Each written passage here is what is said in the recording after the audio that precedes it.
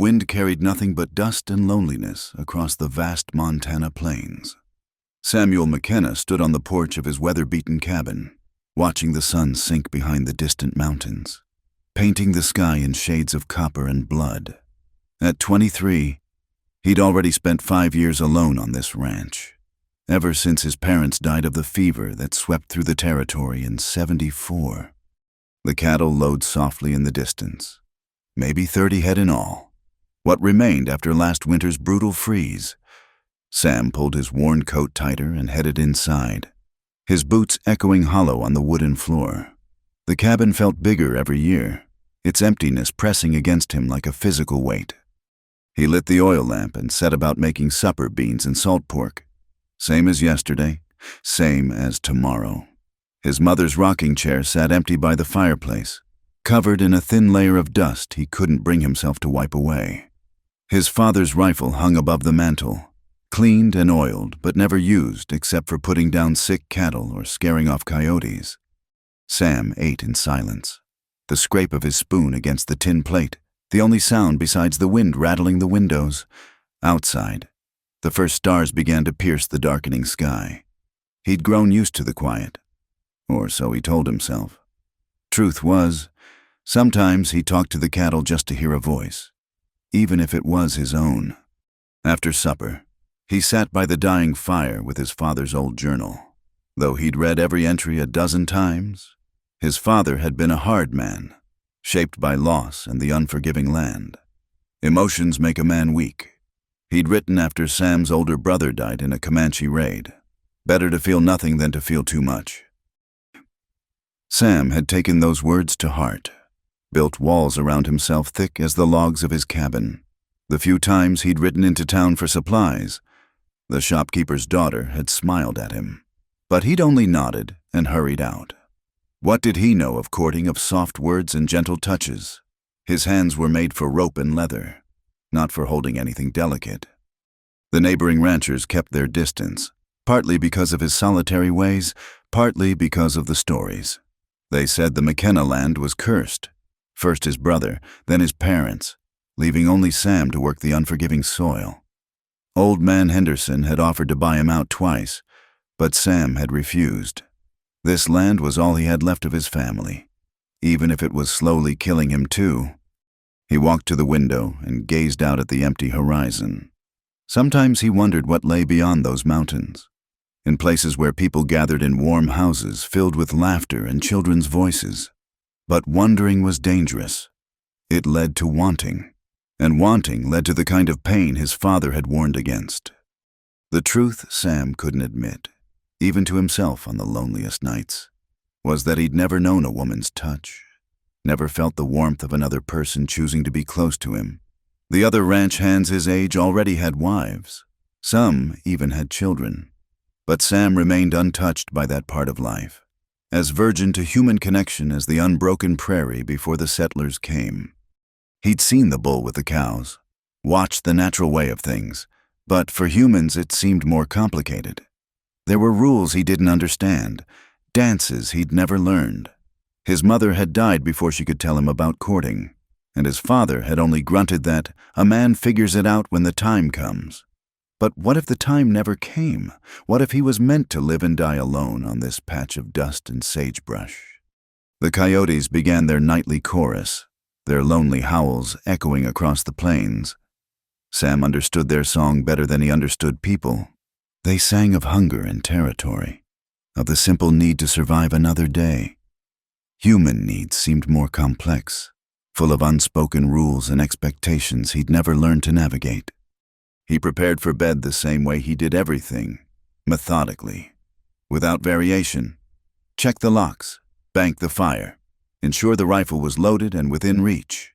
His narrow bed creaked under his weight as he lay down fully clothed except for his boots. Sleep came slowly, as it always did, his mind turning over the endless list of tomorrow's chores. Fix the fence in the north pasture, check on the pregnant heifer, ride out to the water hole and make sure it hasn't dried up. The same tasks that had filled his father's days, and his father's fathers before that. An endless cycle of work and solitude. broken only by the changing seasons and the occasional trip to town for supplies he couldn't make himself. Sometimes, in that space between waking and sleeping, he allowed himself to imagine a different life, a woman's voice calling him to supper, small feet running across the floor, someone to share the burden of the ranch, to make the empty spaces feel full. But morning always came, and with it the harsh light that burned away such foolish dreams. Sam turned onto his side, staring at the wall where his mother had once hung dried flowers. They'd crumbled to dust years ago, but he could still see their shadows in the wood. Everything here was shadows and echoes, remnants of a life that had once held warmth and purpose. Tomorrow would be the same as today, and the day after that, unless something changed, unless God or fate or pure chance sent something to break the endless pattern of his solitary existence. But Sam had stopped believing in divine intervention the day he'd buried his parents side by side on the hill overlooking the creek.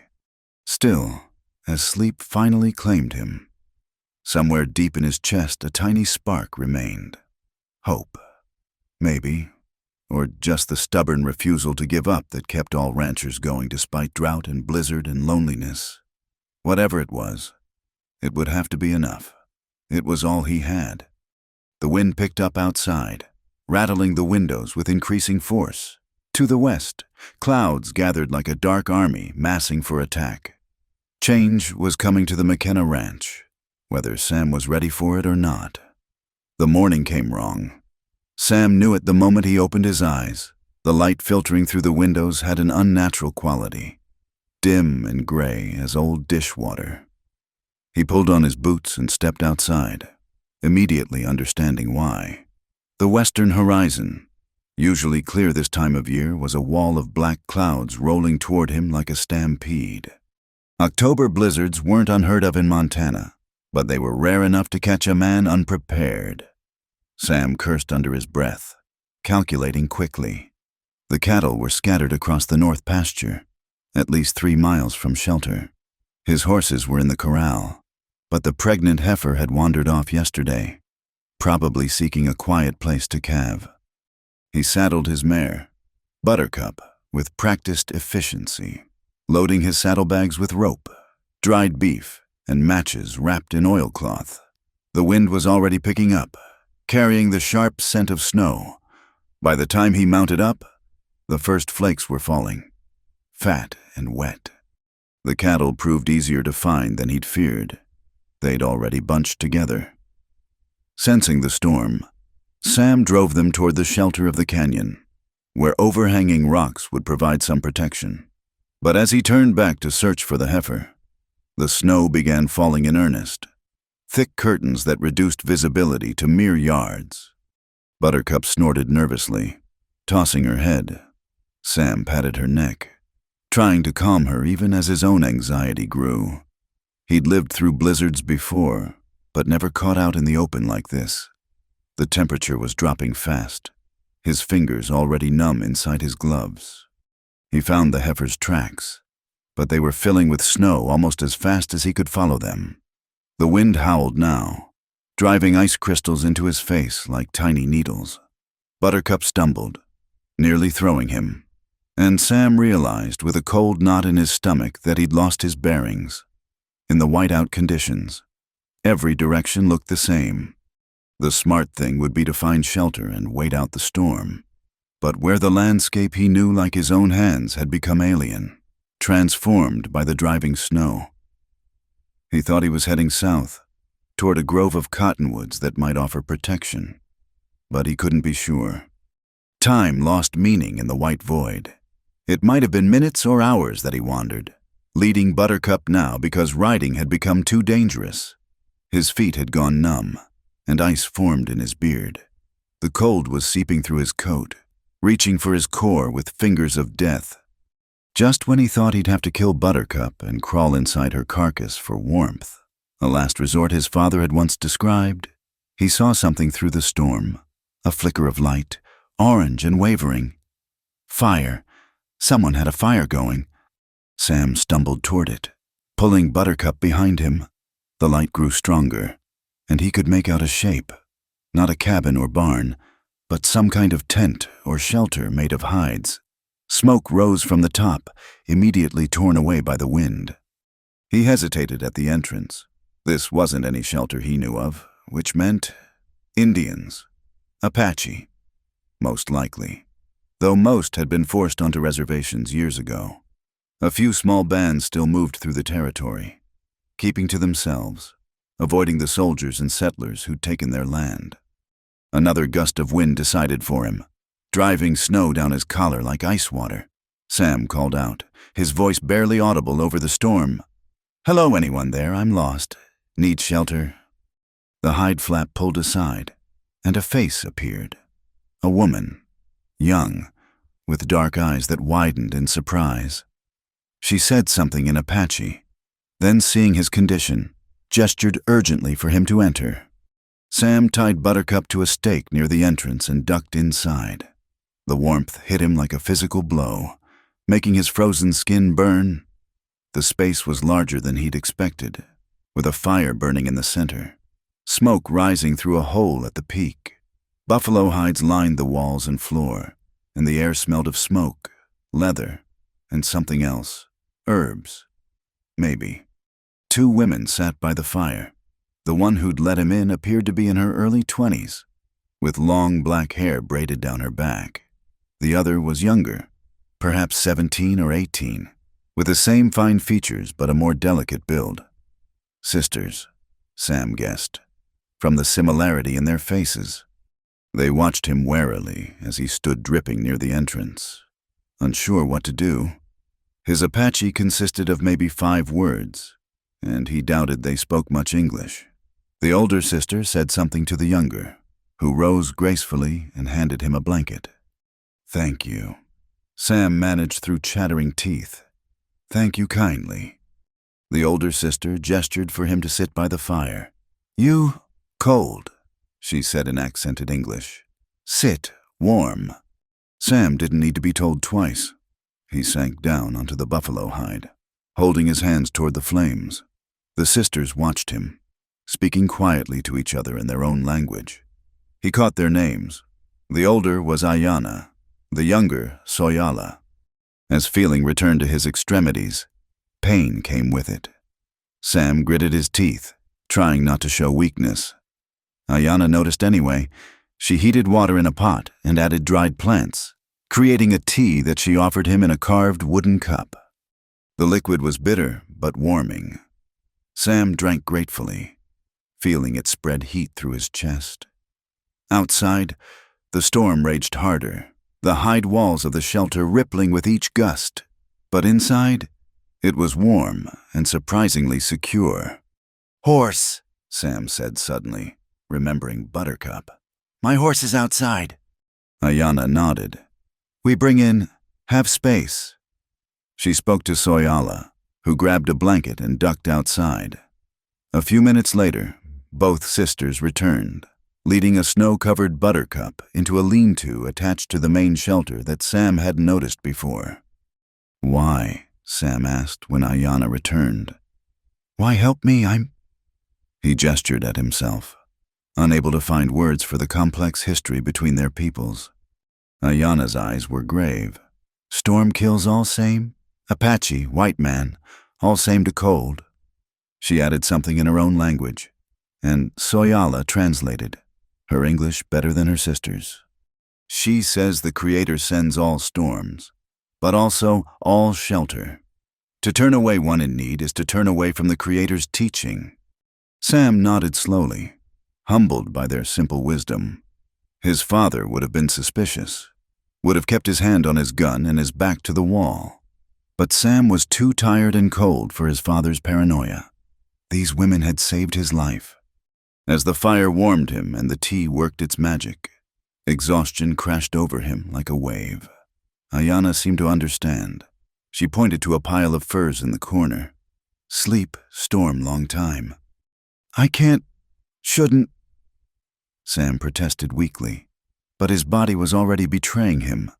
The warmth, the safety, the strange comfort of not being alone, it all combined to drag him toward unconsciousness. The last thing he saw before sleep took him was the two sisters sitting by the fire, their faces illuminated by the dancing flames. Soyala was working on something with beads, her fingers quick and sure. Ayana stared into the fire, her expression distant, as if seeing things in the flames that Sam couldn't perceive. Outside, the blizzard howled its fury, but inside the shelter, there was peace, for the first time in 5 years. Sam fell asleep to the sound of other people breathing, to the knowledge that he wasn't alone. The storm had driven him here, to this unexpected shelter and these unexpected saviors. He didn't know it yet, but the storm outside was nothing compared to the one about to begin in his carefully ordered, solitary existence. The wind and snow had torn him from his familiar world and delivered him here, where everything he thought he knew about himself and others would be challenged. Change had come to Samuel McKenna, dressed in hide and speaking in a language he didn't understand, offering tea and warmth and the first human kindness he'd known in years. Sam woke to unfamiliar sounds, soft voices speaking in a language that flowed like water over stones, the crackle of a well-tended fire, the rustle of movement that wasn't his own. For a moment, panic seized him. Where was he? Then memory flooded back the storm, the light in the darkness, the 2 Apache women who'd taken him in. He lay still, eyes closed, listening. The sisters were preparing something. He could hear the clink of pottery, smell something cooking that made his stomach growl. It had been years since he'd woken to the sound of someone else making breakfast. The last time had been his mother, humming softly as she worked, before the fever took her. "You wake now?" Ayana's voice came, amused. "Breathe different when sleep." Sam opened his eyes, embarrassed to be caught pretending. Pale morning light filtered through the hide walls, but the wind still howled outside. The storm hadn't passed. "Morning," he said, sitting up slowly. Every muscle ached from the cold and exertion of yesterday. "Storm still going." Soyala nodded from where she knelt by the fire, stirring something in a pot. 3 days, maybe 4. Big storm." 3 or 4 days. Sam's heart sank. His cattle would be suffering, maybe dying, but there was nothing he could do until the weather cleared. He was trapped here with these women, in this strange, intimate space that smelled of smoke and herbs and something feminine he couldn't name. Ayana handed him a bowl of whatever Soyala had been cooking, a porridge of some kind, flavored with dried berries and nuts. It was different from anything he'd eaten, but good, warming. He ate slowly, watching the sisters move around the shelter with easy familiarity.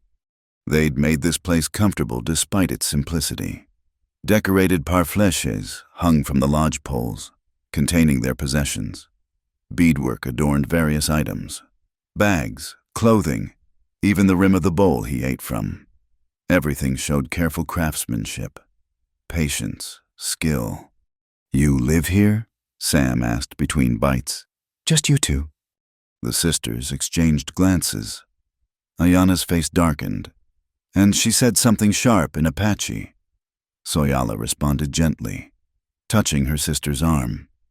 "We travel," Soyala said finally. "Our band, scattered. Soldiers came to winter camp 2 winters past.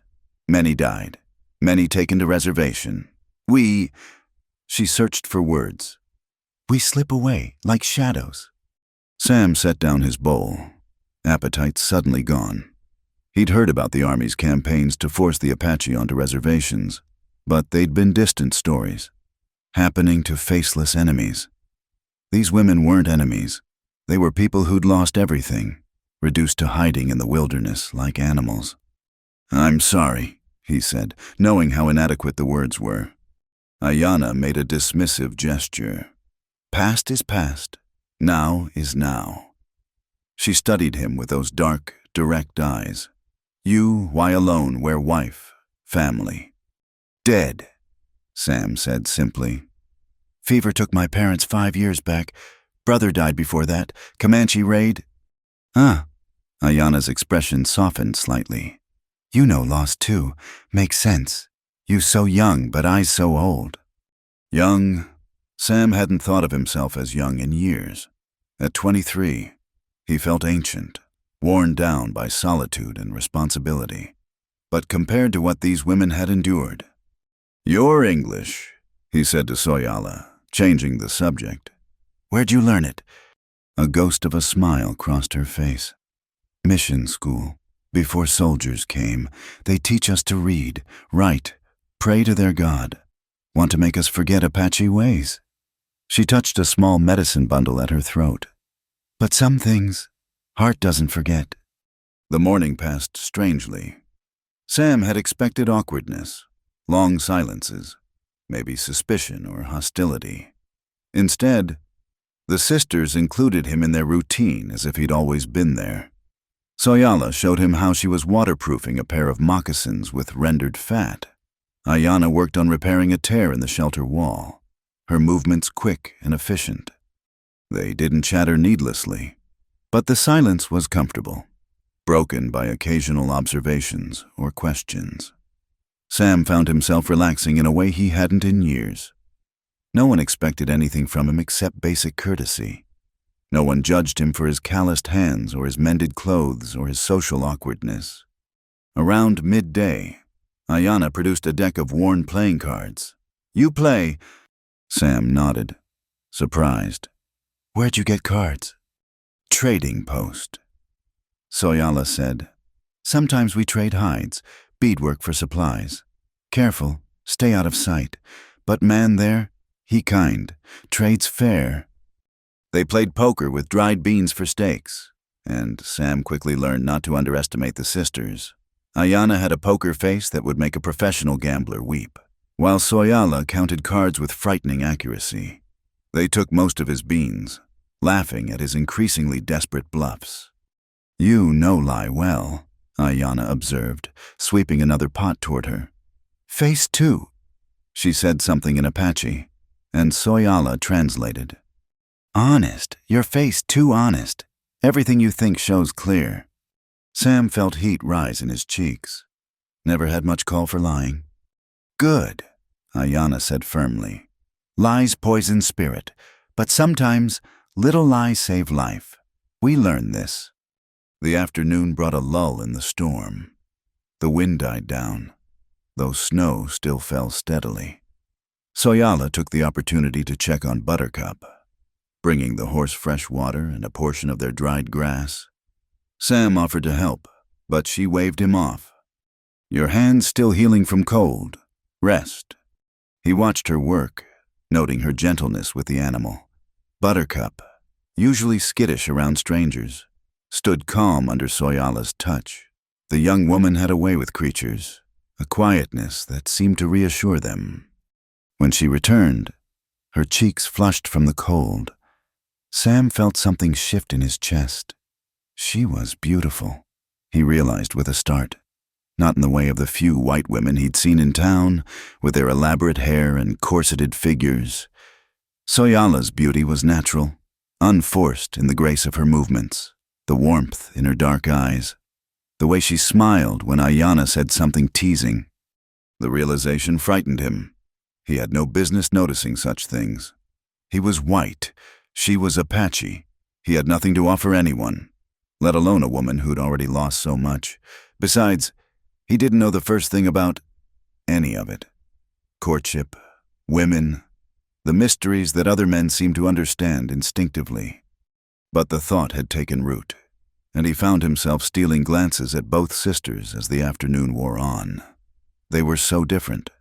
Ayana fierce and protective, Soyala gentle but with steel beneath the softness.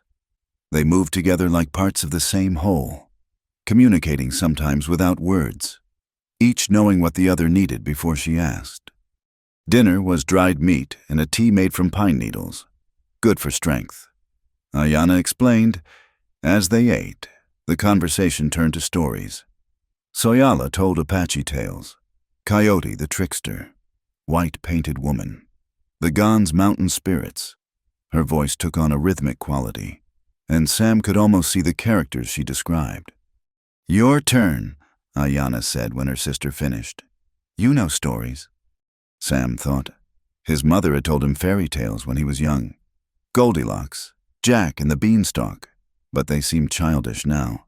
Instead, he found himself talking about the ranch, about breaking his first horse, about the time he'd faced down a grizzly with nothing but a torch and desperate prayers. The sisters listened intently, asking questions, laughing when he described falling face first in a mud puddle trying to impress a girl at a church social years ago. It was the most he'd talked in months, maybe years, and once started. The words seemed to pour out of their own accord. "You good storyteller," Soyala said when he finally wound down. "Should talk more." "Don't usually have anyone to talk to," Sam admitted. "'Cept the cattle, and they're not much for conversation." Ayana made a sound that might have been sympathy. "Alone too long, spirit forgets how to speak. We know this feeling." As night fell and they prepared for sleep, Sam realized how comfortable he'd become in this strange shelter.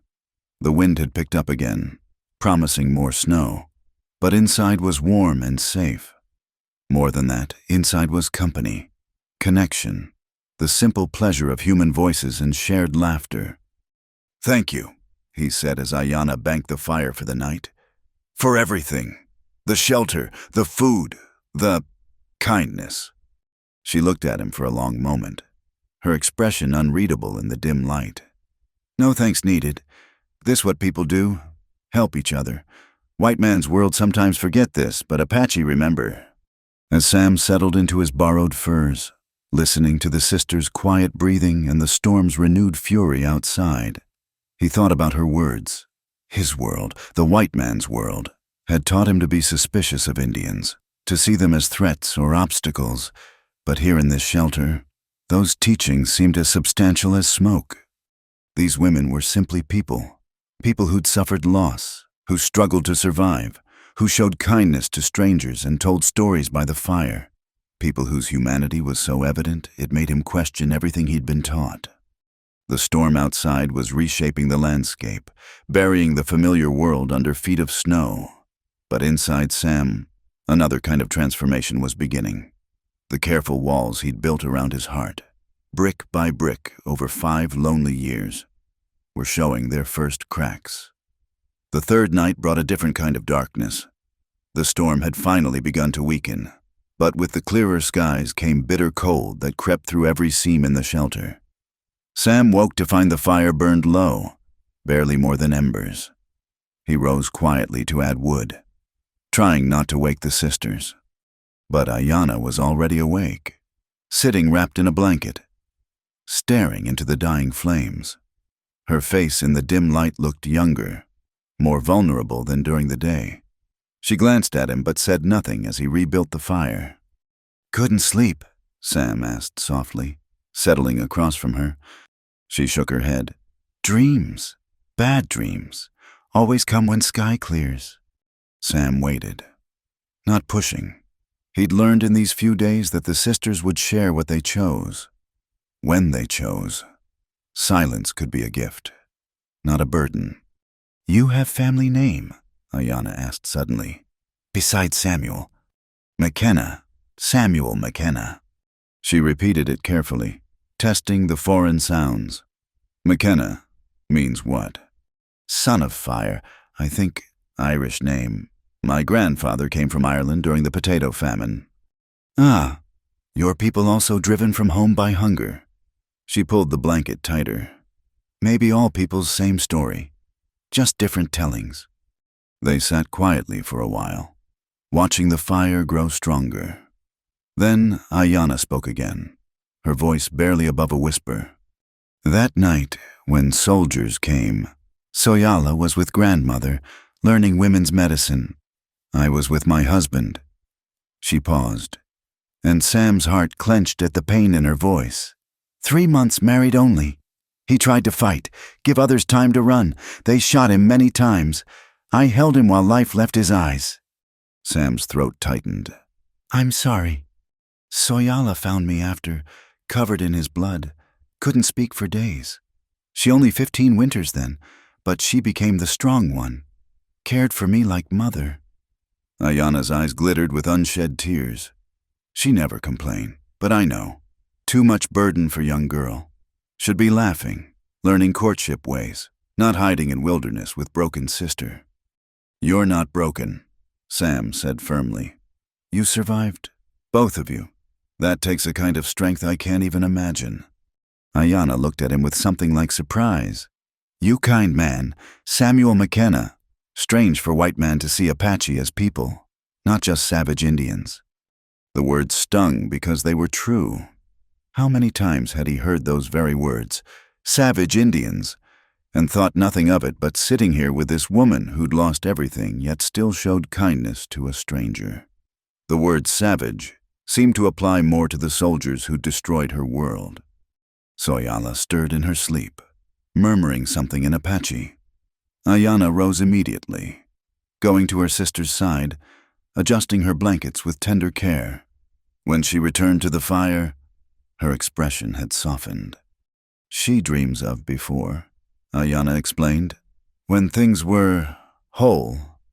What about you? Sam asked. What do you dream of? Surviving another day? Finding safe place for winter?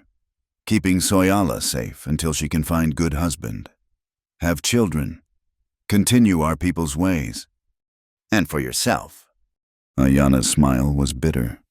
Apache widow has no dreams for self, especially one who couldn't give husband children before he died. The pain in her voice made Sam want to reach out, offer comfort, but he didn't know how. Instead, he shared his own truth. I've never... He stopped, heat flooding his face. That is, I don't know anything about women, marriage, any of it. Ayanna's expression shifted from pain to curiosity. Never but you grown man. My parents died before they could tell me about such things. And I've been alone since. The other ranchers, they court women, get married, but He shrugged helplessly. I work, that's all I know. Work important, Ayanna said slowly, but work without love, without connection, that not life, that just existing. Her words hit him like a physical blow. She'd perfectly described his last 5 years. Existing, not living, going through motions without meaning. Your sister, Sam said, needing to change the subject from his pathetic life. She speaks English well. Mission school teachers, they see her quick mind, wanted to take her east, make her into proper Christian lady. Ayanna's tone turned fierce. I said no. Better to run, hide, stay Apache than become shadow of self in white man's world. But the knowledge helps. Speaking English, yes, helps us trade, understand enemies, survive. Soyala smart. She learns their ways but keeps our ways in heart. The fire crackled between them, casting dancing shadows on the hide walls. Sam found himself studying Ayanna's face, seeing past the grief to the strength beneath. She couldn't be more than 25, but loss had aged her, carved lines around her eyes and mouth. Can I ask something, Sam ventured, about Apache ways? She nodded. Marriage, how does it work for your people? Ayanna almost smiled. Different from white ways. Man must prove he can provide, bring gifts to woman's family, show hunting skill, warrior prowess. Woman has choice, always. Can refuse if man not suitable. After marriage, man lives with wife's family, becomes part of her clan. The woman chooses. Of course, woman brings life, keeps traditions, holds family together. Why would she not choose partner for such important work? Sam thought about the few white marriages he'd observed, where women seemed to have little say, where fathers decided their daughters' futures. The Apache way made more sense, though he'd never have admitted it aloud in town. I chose my husband. Ayanna continued softly. He was good hunter, brave warrior, but also gentle. Made me laugh. Other men brought better gifts, but I wanted him. Her voice caught. 3 months. Only 3 months as wife. It's not fair, Sam said, surprised by the anger in his voice. None of it's fair. Fair, Ayanna shook her head. Fair is child's idea. Life just is. We choose how to face it. Soyala stirred again, this time waking. She sat up, blinking in the firelight, her hair mussed from sleep. Sam's breath caught at how young she looked, how vulnerable. She said something to Ayanna in Apache, who responded gently. "Bad dreams?" Sam asked. Soyala nodded, wrapping a blanket around her shoulders and joining them at the fire. "Sometimes I dream everything different. Parents alive, people free, living in mountains like always." She stared into the flames. "Then I wake. Remember truth." "Tell her," Ayanna said suddenly in English. "Tell her your truth. About being alone." Sam's face burned. "Ayanna—" "No, she needs to know. Thinks all white men dangerous. Want only to hurt. Needs to know some are just lost, like us." Soyala looked between them, confused. Sam took a breath, then haltingly told his story again. The deaths, the isolation, the complete inexperience with human intimacy. It was harder with Soyala listening, her dark eyes never leaving his face. When he finished, she was quiet for a long moment. Then, "You never held woman's hand, never kissed." Sam shook his head, unable to meet her eyes. "But you kind," Soyala said, as if working through a puzzle. "Strong, work hard, tell good stories. Why no woman want you?" "I don't know how to talk to them," Sam admitted. "Don't know the proper ways. And after my parents died, I just stopped trying." The two sisters exchanged looks, conducting one of their wordless conversations. Finally, Soyala reached across the fire and touched his hand, just for a moment, her fingers warm against his cold skin. "Loneliness is terrible burden," she said simply. "We understand." That brief touch sent lightning through Sam's entire body. He'd shaken hands before, of course, but this was different. This was connection, sympathy, human warmth freely given. His hand tingled where her fingers had been. Ayanna watched with knowing eyes. "Storm ends tomorrow," she said. "You go back to ranch. We move on. But tonight we are here. 3 people who know loss, sharing fire and stories. This is good thing." As they settled back to sleep, Sam lay awake, his mind spinning. That touch, so simple, so brief, had awakened something in him he'd thought dead. Not just desire, though that was there too, but a desperate hunger for connection, for the warmth of another human being choosing to reach out to him. He thought about Soyala's fingers on his hand, about Ayanna's fierce protectiveness of her sister, about the way they'd taken him in without question. His father would have called him weak for these feelings, but his father had died bitter and alone, and Sam was beginning to understand that strength could take many forms. Outside, the wind was dying. Tomorrow would bring difficult choices, but tonight, in this shelter with these 2 remarkable women, Sam was learning something his isolated life had never taught him, that touching and being touched, physically, emotionally, spiritually, wasn't weakness. It was what made life worth living. Dawn broke clear and crystalline. The storm finally spent. Sam emerged from the shelter to a world transformed. Snow lay 3 feet deep, sculpting the landscape into unfamiliar shapes. The air was so cold it hurt to breathe, but the sky stretched endless and blue. His first thought was for his cattle. His second was that leaving meant never seeing Ayanna and Soyala again. The sisters were already working when he ducked back inside, efficiently packing their belongings. The shelter would be taken down. He realized they would vanish into the wilderness as if they'd never been here at all. "We go south," Ayanna said without preamble. "No place in canyons where hot springs keep winter warm. You go to ranch, check cattle." Sam nodded, throat tight. "I thank you for everything." Soyala looked up from rolling blankets. "You find cattle dead. You come back. We leave markers." She described a series of subtle signs. Bent twigs, arranged stones. That would show their path to someone who knew to look. "Why would you do that?" Sam asked, stunned. I'm nobody to you. Not nobody, Ayanna said firmly. You Sam McKenna, teller of stories, man who says thank you. That makes you somebody. They worked in companionable silence, breaking down the shelter with practiced efficiency. Sam helped where he could, marveling at how quickly the warm refuge became just bundles and poles. Everything had purpose, nothing wasted. When Buttercup was saddled and ready, Sam found himself reluctant to mount. The sisters stood watching him, wrapped in their blankets against the cold.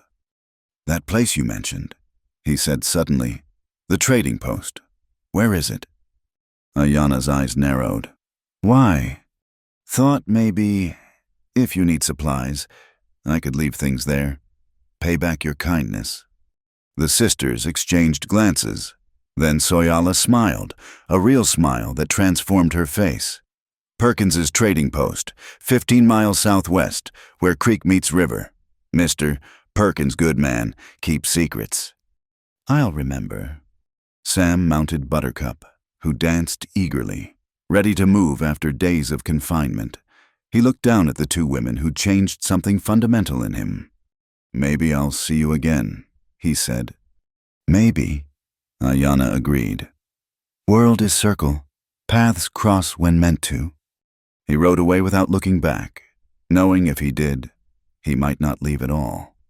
The journey home was treacherous, but uneventful. Sam followed his own half-buried tracks, Buttercup picking her way carefully through the drifts. The familiar landmarks slowly emerged, the lightning-struck pine, the outcropping that looked like a buffalo, the fence line of his property. He found the cattle sheltered in the canyon where he'd driven them, hungry but alive. Even the pregnant heifer had survived, though she looked gaunt.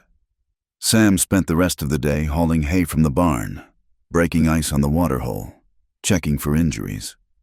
But his mind kept drifting back to the shelter, to firelight on Soyala's face, to Ayanna's fierce wisdom, to that moment when Soyala had touched his hand.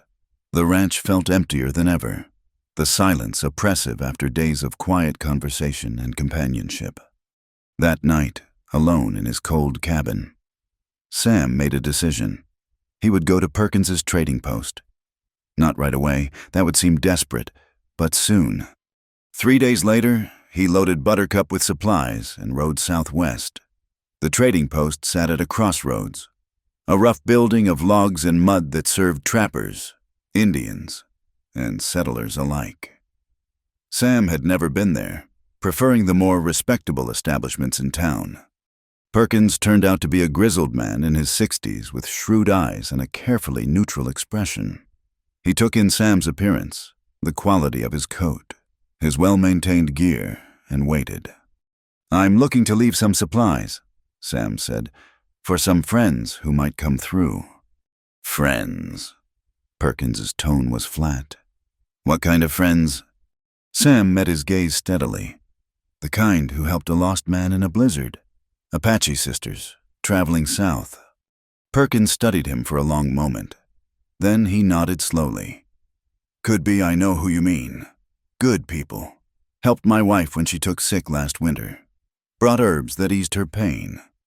Relief flooded through Sam. Then you'll help? Depends. What kind of supplies? Sam had brought practical things.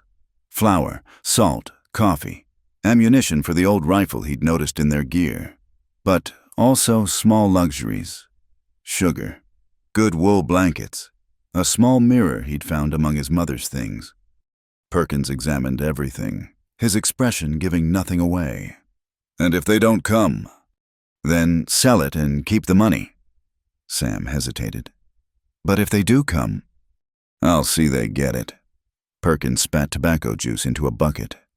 You planning to make this regular? Maybe. The trader's eyes glinted with something that might have been approval.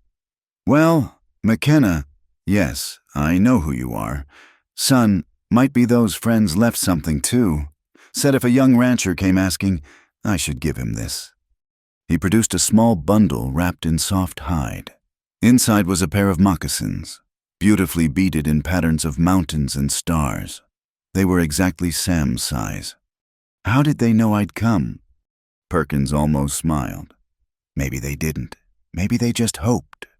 Sam rode home with the moccasins in his saddlebags, his heart lighter than it had been in years.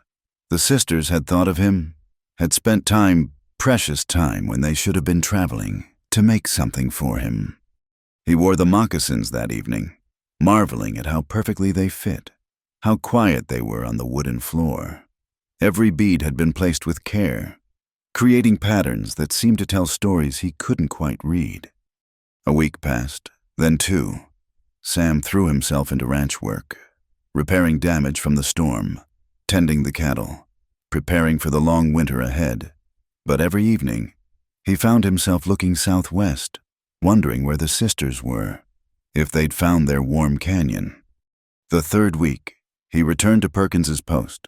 The supplies were gone, and Perkins had something else, a small pouch containing herbs and a note written in careful English. For when the cold goes deep, make tea. Remember warmth. S. Sam's hands shook as he read the simple message. Soyala had written to him, had thought of him suffering in his cold cabin and sent medicine. She asked about you, Perkins said quietly. How you were faring after the storm. Seemed worried. What did you tell her? Truth, that you looked hardy enough but lonely as a grave. Sam flushed. I didn't ask you to. Didn't have to. It's written all over you, son. Perkins leaned against his counter. You know this can't go anywhere easy. Apache and white. There's too much blood between the peoples. I know, Sam said quietly. But knowing didn't change what he felt. He left more supplies, including some of his mother's preserves and his father's second-best knife. Practical things, but also proof that he was thinking of them as they were thinking of him. The pattern established itself. Every few weeks, Sam would ride to the trading post. Sometimes there would be something from the sisters, beadwork, herbs, once a perfectly tanned rabbit skin. Always there were traces of their passing. Perkins would mention they'd been by, that they'd asked after him, that they looked well but wary. Winter deepened, and Sam found the cold less bitter. He made the tea from Soyala's herbs when the loneliness grew too sharp, remembering her gentle hands preparing similar brews. He wore the moccasins in the evening, feeling connected to something larger than his solitary existence. One day in early December, Perkins had different news. They had trouble. Men from the reservation agency spotted them, gave chase. They got away, but it was close. Fear clenched Sam's stomach. Are they hurt? No, but scared. Talking about moving further south, maybe all the way to Mexico. Mexico. That would mean never seeing them again, never having even this tenuous connection. Sam made a decision that would have seemed impossible just months ago. Tell them... He stopped, gathered courage.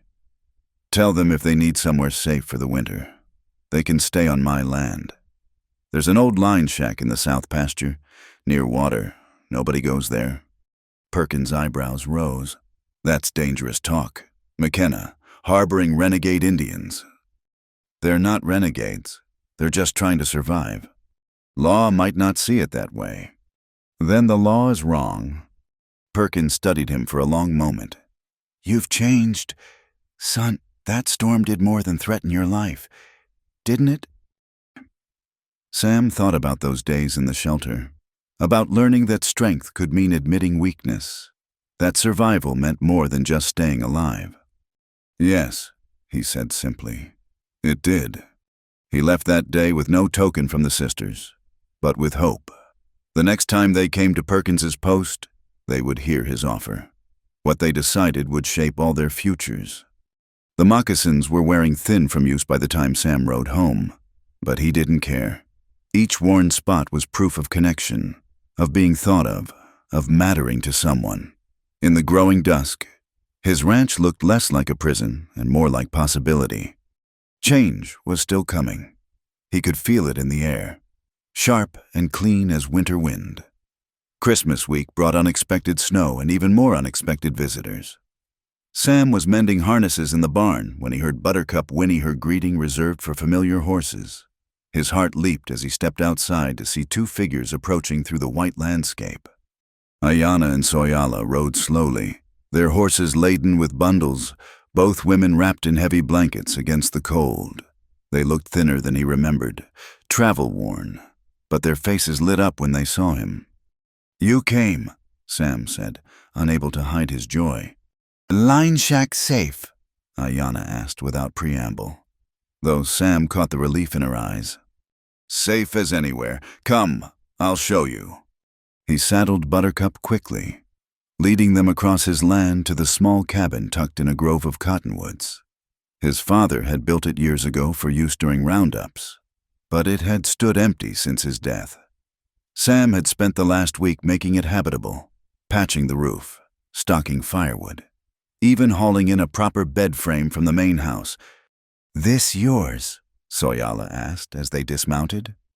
"Everything you can see is McKenna land," Sam confirmed. "Nobody comes here but me." The sisters explored the cabin silently. It was small but sturdy, one room with a stone fireplace, a bed in the corner, shelves for storage. Sam had left supplies, flour, beans, coffee, blankets, even a few books his mother had treasured. "Why?" Ayana turned to face him. "This dangerous for you. If people find out..." "Then they find out." Sam met her gaze steadily. "You saved my life. This is just a place to winter." But they all knew it was more than that. The sisters settled in quickly, efficiently organizing the small space. Sam helped them unload their horses, noting how few possessions they had, everything precious, nothing superfluous. Soyala unpacked her beadwork supplies carefully, while Ayana arranged their weapons within easy reach. "I should go," Sam said as darkness fell. "Let you rest. I'll come back tomorrow. Check on things." "Stay," Soyala said quietly. "Eat with us, like before." Sam's chest tightened. "I'd like that." They prepared a simple meal together, falling into the easy rhythm they'd shared in the storm shelter. Ayana had traded for venison at some point, and she made a stew with wild onions and herbs that filled the cabin with warmth. Soyala made fry bread with the flour Sam had left, her hands quick and sure. "Perkins says men chase you," Sam said as they ate. Ayana's face darkened. "Reservation police, Apache working for whites, hunting own people." She spat the words like curses. "They know us from before. Want bounty for returning runaways." "Traitors," Soyala added quietly. "Sell their spirits for white man's coins." "You're safe here," Sam insisted. "I'll make sure of it." The sisters exchanged glances. "Cannot hide forever," Ayana said. "But for winter, we accept your gift." After supper, Soyala produced something wrapped in hide. "Christmas soon. Yes, white people's celebration." Sam nodded, surprised she knew about it. "We make this..." She handed him the bundle. Inside was a shirt of soft doeskin, decorated with beadwork across the chest and shoulders. The pattern showed mountains and a winding river, with a lone rider following the water. It was beautiful work, hours of painstaking labor in every bead. "I can't accept this," Sam protested. "It's too much." "You give us shelter," Ayana said firmly. "This just shirt." But her eyes said it was more. This was acknowledgement of what was growing between them. All of them. Sam held the shirt carefully, understanding its true value, not in trade goods but in time, in thought, in hope. "Try on," Soyala urged, a shy smile playing at her lips. Sam removed his work shirt self-consciously, aware of their eyes on him. The doeskin felt like air against his skin, perfectly fitted. How had they known his measurements so exactly? "Looks good," Ayana said with satisfaction. "Like proper man now, not scarecrow in old clothes." Soyala laughed, the first time Sam had heard her truly laugh. The sound was like spring water over stones, clear and precious. He never scarecrow, maybe little thin, but not scarecrow. I'll fatten him up, Ayana declared.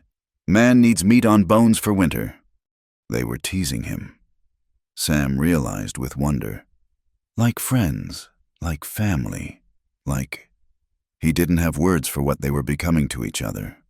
The evening passed in stories and quiet laughter. Sam told them about his ranch, his plans for improving the herd, his dreams of someday having enough to hire hands and expand. The sisters shared carefully stories of their childhood before the Troubles, of learning traditional skills from grandmothers and aunts. Your parents? Sam asked Soyala during a lull. What happened to them? Her face clouded. Sickness in the reservation. Many died that winter.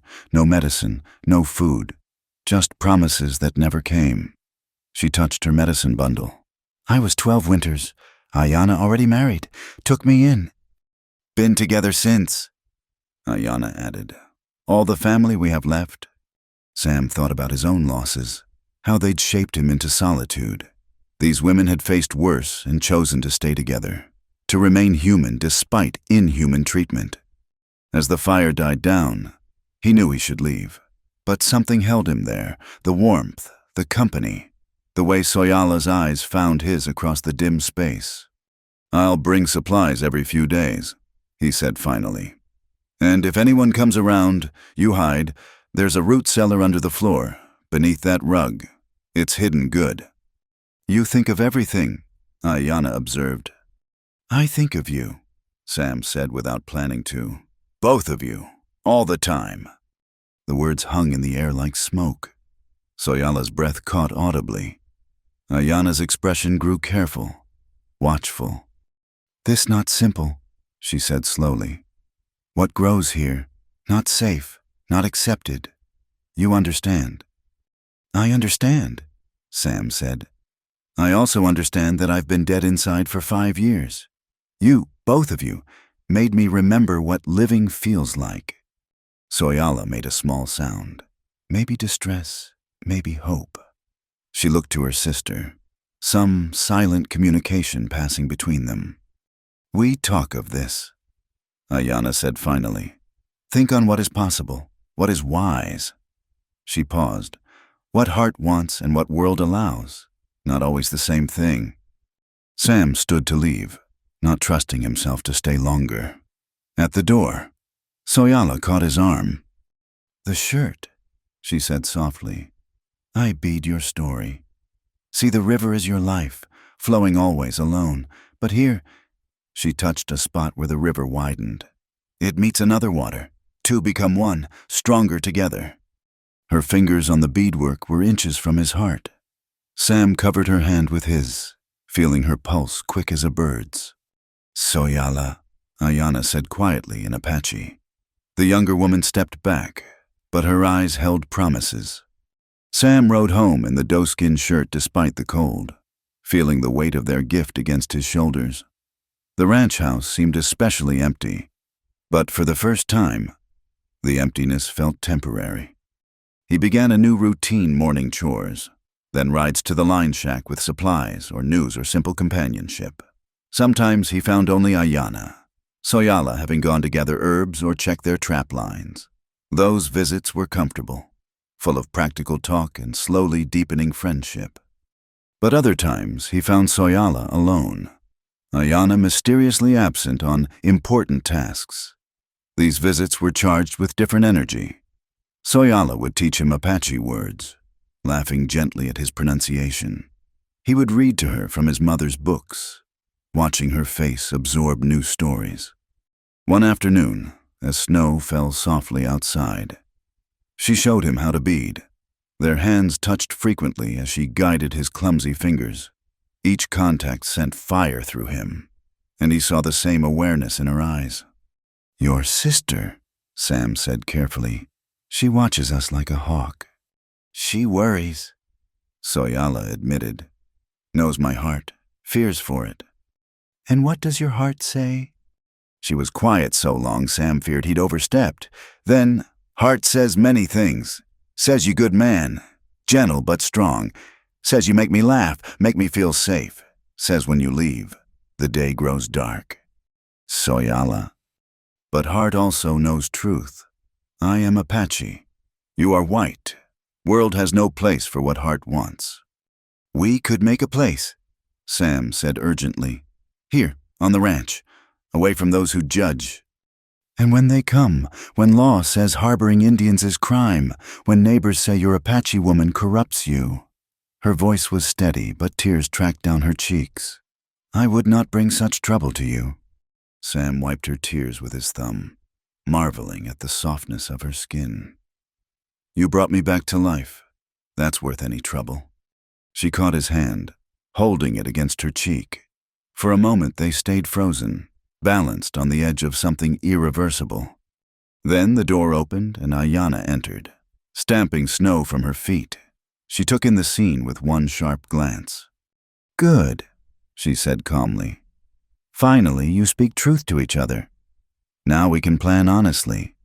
Sam pulled back, confused. Plan. You think I blind? Think I not see how you look at my sister? How she glows when you arrive? Ayanna hung up her wet blanket. Question is not feeling. Question is how to live with feeling in a world that forbids it. She sat down across from them, her expression serious but not unkind. So, we talk now. All cards on table.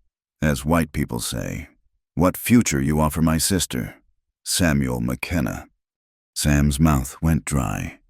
The conversation he'd never imagined having was suddenly upon him, with two Apache women waiting for his answer and snow falling like a curtain between them and the outside world. The peace shattered on a February morning when Sam found fresh horse tracks near the line shack.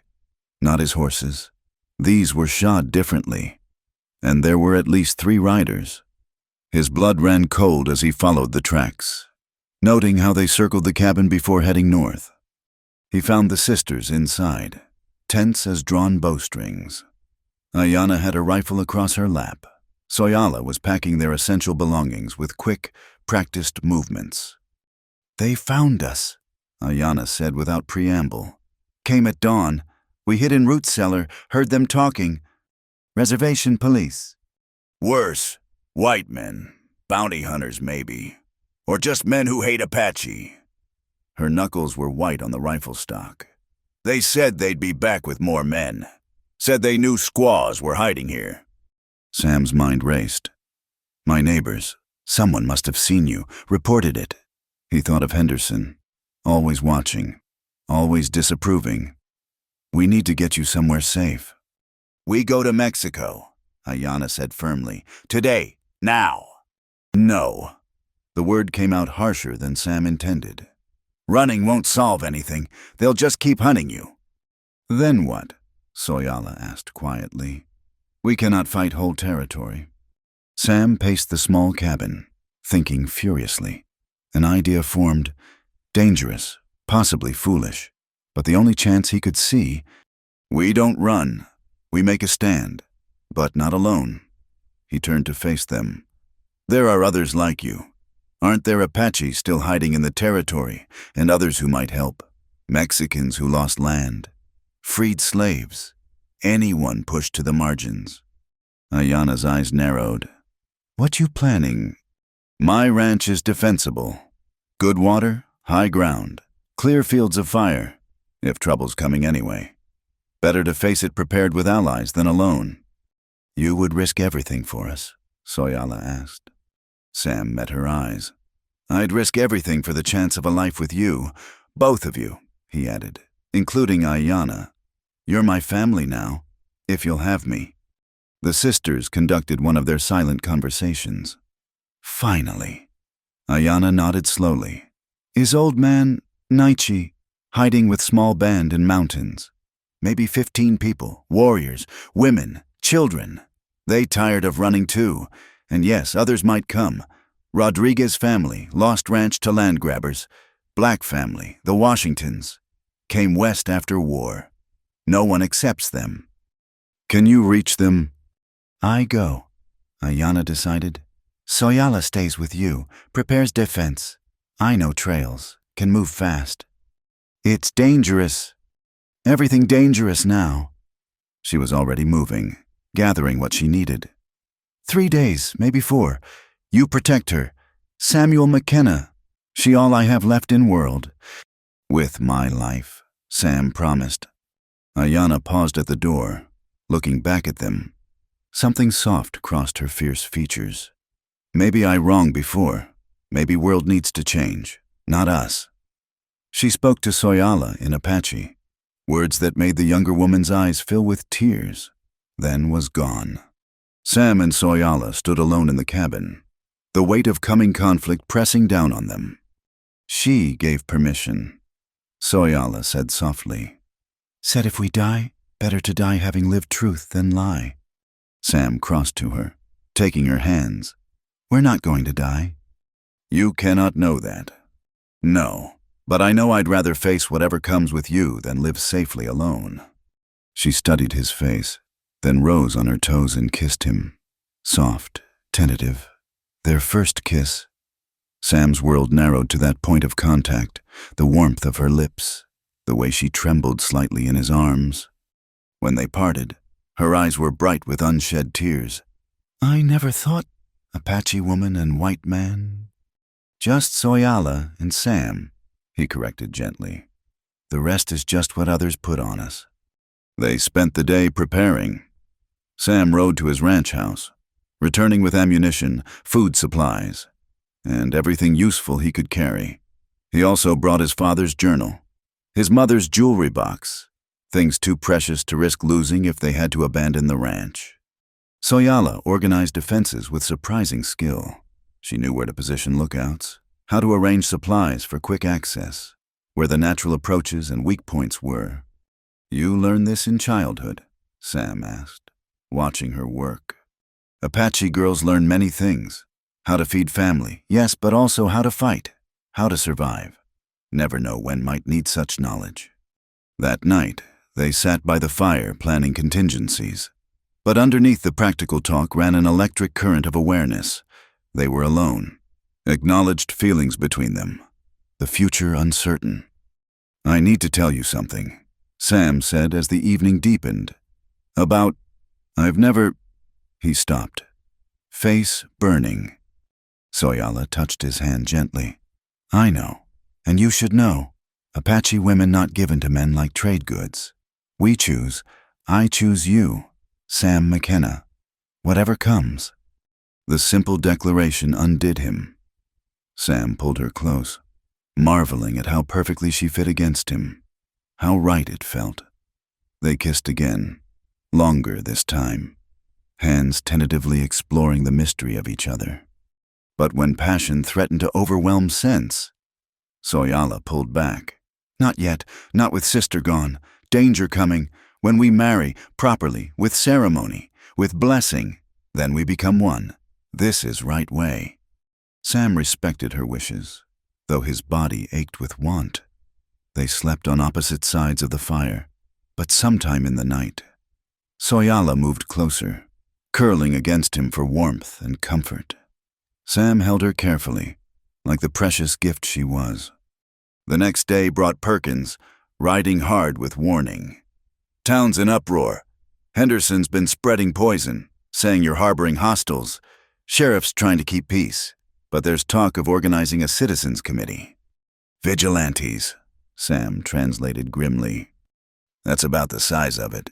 Son, I like you, but this path you're on—" "It's my path," Sam interrupted. "Mr. Perkins, I need you to carry a message.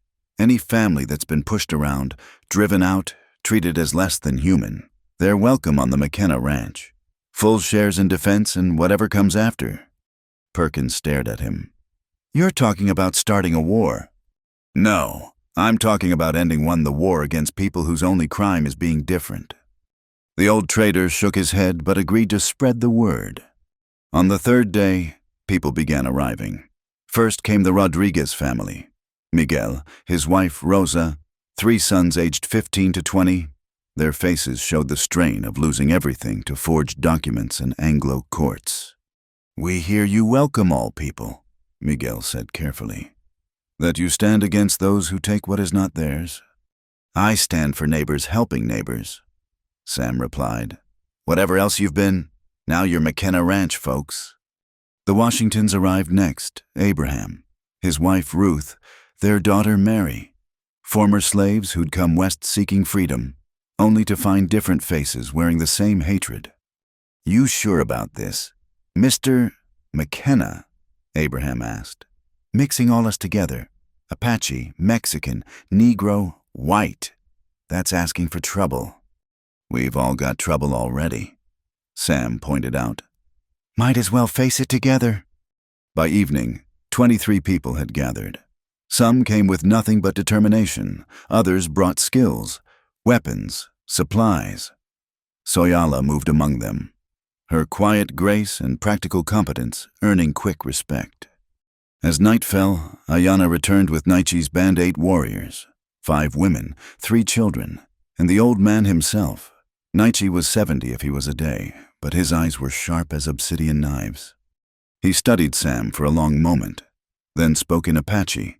Ayana translated, "He says you either very brave or very foolish. Maybe both, but he's tired of running, tired of watching his people scattered like dust. If you offer honest alliance, he accepts." The ranch transformed overnight. Defensive positions were improved, supplies distributed, skills shared. Rosa Rodriguez taught Apache women to make tortillas. Ruth Washington showed everyone how to preserve meat with techniques learned in slavery. The Apache warriors demonstrated silent movement and tracking to boys who'd only known farm work. But it was the sight of Soyala working alongside Mary Washington, laughing as they prepared ammunition, that made Sam's heart swell. This was what America could be. People joined not by blood or birth, but by choice and common cause. On the 4th evening, Henderson arrived with the sheriff and 30 armed men. They stopped at the edge of Sam's property, taking in the organized defenses, the mixed group standing ready. Sheriff Coleman, a decent man caught in an impossible situation, rode forward alone. "Sam, what in God's name are you doing?" "Ranching," Sam replied calmly. "These are my hands, my partners, all legal and proper." "You know that's not how others see it." "Then others need spectacles." Coleman sighed. "I'm trying to keep the peace here, but harboring renegade Indians." "No renegades here," Sam interrupted. "Just free people on private land. You're going to arrest folks for being Apache, for being Mexican or Negro. Show me that law." "Don't play lawyer with me, boy." But Coleman's heart wasn't in the threat. He lowered his voice. "Henderson's got men stirred up. Talk of cleaning out the nest of vipers you're building. I can't hold them forever." "Then don't let them come." Sam's voice hardened. "But make sure they understand. We're not running. We're not hiding. We're Americans standing on American soil, and we'll defend our rights like Americans." Coleman studied the determined faces behind Sam warriors and farmers, women and children, all colors and creeds united in purpose. Something shifted in his expression. "I'll do what I can," he said finally. "But Sam, you're changing things. Some folks don't take kindly to change." As the sheriff's party withdrew, Soyala slipped her hand into Sam's. "You did well. Spoke with strength but not hatred."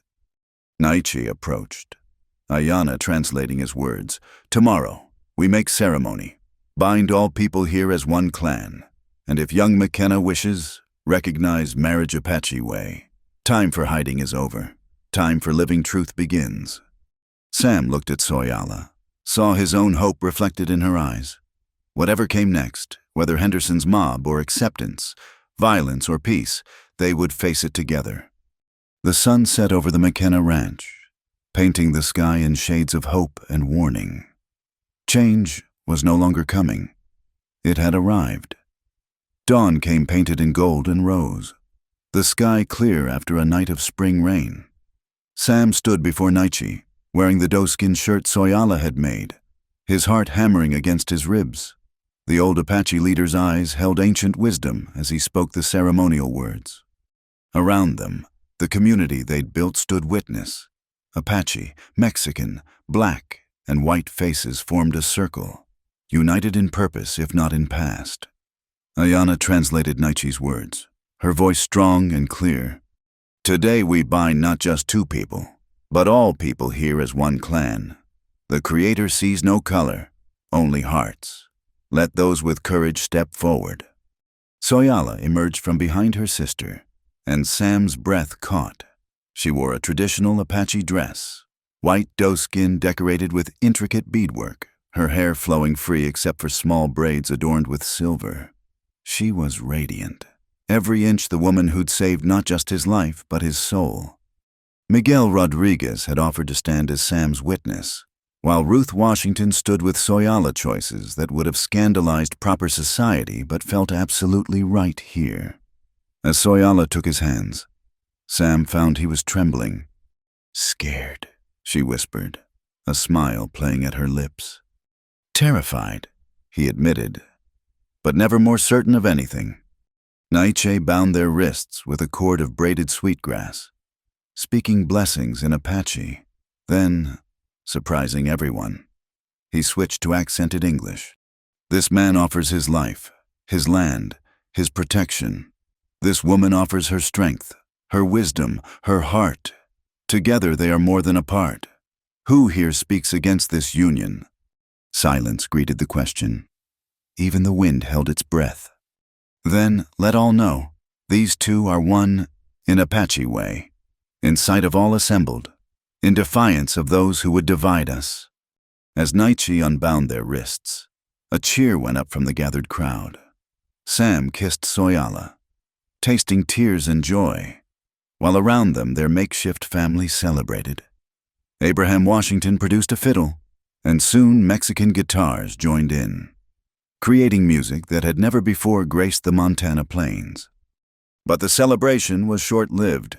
Young Tom Rodriguez, stationed as lookout, came riding hard, riders coming many riders. The music stopped. Warriors and farmers alike reached for weapons. Sam felt Soyala's hand tighten in his. "How many?" Ayana demanded. 40, maybe 50. Henderson leads them. Sam had known this moment would come. "Positions, everyone! Remember, we defend, not attack. Make them fire first." The community moved with practiced efficiency. Women and children to the fortified barn, fighters to predetermined positions. Sam noted with pride how smoothly they worked together. Weeks of shared preparation paying off. Henderson's mob stopped just outside rifle range. Sam could see faces he recognized. Storekeepers, ranch hands, men he'd done business with. Fear and hatred had transformed them into something ugly. Henderson himself rode forward, stopping just close enough to be heard. "McKenna, you've got one chance. Send out the savages and we'll let you live. Keep protecting them, and you'll burn with them." Sam stepped into view, Soyala beside him despite his attempts to keep her back. "These people are under my protection. Henderson, they're my family, my workers, my friends. You've got no authority here." "Authority," Henderson spat. "Boy, you've lost your mind. Marrying a squaw, harboring renegades, mixing with coloreds and Mexicans. You're a disgrace to your race." "The only disgrace here is you," Sam replied calmly. "A man so small he needs to hate others to feel big." Henderson's face purpled. "Last chance, McKenna." "No," Sam said firmly. "This is your last chance. Right away. Let us live in peace. There's room enough in this territory for all of us." For a moment, the world balanced on a knife's edge. Then Sheriff Coleman rode up from behind Henderson's group, a dozen deputized men with him. "That's enough, Henderson," the sheriff called out. "I've got a federal marshal with me who'd like a word." A man in a black coat rode forward, his bearing military despite civilian clothes. "Marshal James Crook," he announced. "I've been investigating reports of vigilante activity in this territory." Henderson wheeled his horse. "You're too late. Marshal, we're cleaning out a nest of—" "What I see," Crook interrupted, "is a legally married man standing on his own property with hired hands of various backgrounds. I also see an armed mob threatening violence without legal authority." His voice hardened. "Gentlemen, you have 2 minutes to disperse before I arrest the lot of you for conspiracy and attempted murder." You can't be serious, Henderson protested. These are Indians renegades. I see Apache people living freely, as is their right if they've committed no crimes. The Indian wars are over, Mr. Henderson. Perhaps you didn't receive word. One by one, Henderson's supporters began peeling away. Faced with federal authority and the determined defense of the ranch, their bloodlust cooled. Within 10 minutes, only Henderson remained, his face a mask of impotent rage. This isn't over, McKenna, he snarled. You've chosen your side. You'll regret it. The only thing I regret, Sam replied, is that it took me so long to find the courage to choose. As Henderson rode away, Marshal Crook approached. Mr. McKenna, walk with me. They moved away from the others. Crook's expression thoughtful. What you've done here, it's going to cause ripples. There are those in Washington who won't approve. And others who might, Sam ventured. Crook almost smiled. Perhaps times are changing. Slowly. What you've built here, Apache and white, Mexican and Negro working together, it's either the past or the future. I'm betting on the future. He handed Sam a document. Officially, I'm here to investigate reports of Apache renegades. Officially, I found only legal residents engaged in legitimate ranching. Understand? I understand. Crook mounted his horse. Take care of them, McKenna, and watch out for Henderson. Men like him don't give up easily. As the lawmen departed, Sam found himself surrounded by his chosen family. Naichi spoke, Ayana translating, Today we won without bloodshed. This is best victory. But staying together, living as one people, this is harder battle. We'll face it together, Sam said, his arm around Soyala. All of us. The celebration that evening was quieter, but deeper. They'd faced down hatred and won, at least for now. As stories were shared around the fire, Sam marveled at how natural it had become. Languages mixing, children playing together regardless of parentage, adults finding common ground in shared struggles. My parents would be shocked, Sam admitted to Soyala as they sat apart from the others, watching the stars emerge. Mine, too, she said. But perhaps their parents would understand. Before all the wars, there was trade, friendship, even marriage between peoples. We only remember. What do you remember? Sam asked, pulling her closer. I remember Storm bringing Lost Rancher to our fire. I remember thinking his eyes held such sadness. I remember wondering if Apache woman could heal white man's heart. You did more than heal it, Sam said. You gave it reason to beat. Later, in the privacy of their cabin, for the line shack had become their home, Sam and Soyala lay together as husband and wife. In the soft darkness, all the barriers that divided their peoples dissolved. They were simply two souls finding completion in each other. I love you, Sam whispered, the words feeling both foreign and absolutely right. Ashiini, she responded, means same in Apache. I love you, Samuel McKenna, my husband, my heart. Morning would bring new challenges. Henderson wouldn't give up easily. The federal protection might not last. The community they'd built would face tests from within and without. But for now, in this moment, Sam held his wife and felt complete. The lonely rancher who'd once believed emotion was weakness had learned the greatest strength came from connection, from choosing love over fear, from building bridges where others built walls. Outside, coyotes sang their ancient songs, but they no longer sounded lonely to Sam. They sounded like freedom, like home, like the voice of the land itself welcoming all who came with open hearts. The McKenna Ranch had become more than property. It had become a promise that different peoples could live together, work together, love together, that the future didn't have to repeat the past. As sleep claimed him, Sam thought about the journey that had brought him here, a virgin rancher, a fierce storm, 2 Apache sisters, and one night that changed everything. He'd lost his solitude but found his soul. He'd risked his inheritance but gained a legacy worth leaving. The storm had passed, but its gifts remained love, family, and the courage to live authentically in a world that demanded conformity. It was enough. More than enough. It was everything. Thank you so much for listening to this story. I'd love to hear where you're enjoying this tale from. Whether you're driving through the countryside, relaxing at home, or perhaps even somewhere in the American West where these events unfolded. Please subscribe to the From Wild West channel and share your thoughts in the comments. What did you think of Sam and Soyala's journey? Your feedback means everything to us, and it helps us bring you more authentic stories from America's frontier past.